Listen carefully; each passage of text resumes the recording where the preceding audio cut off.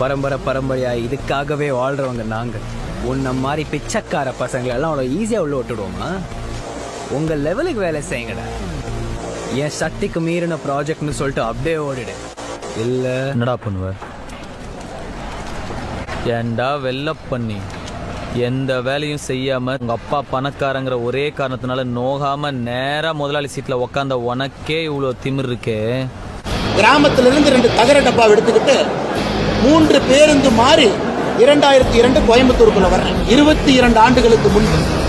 அன்னைக்கு எனக்கு வயசு 16 வயசு 17 வயசு.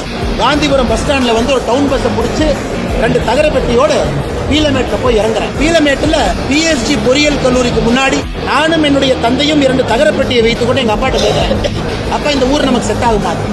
நாமெல்லாம் கிராமத்துல இருந்து வந்திருக்கோம். மொத்தம் 40 வீடு, 3 பஸ் மாறி கோயம்புத்தூர் வந்திருக்கோம். பெரிய நகரம் இது.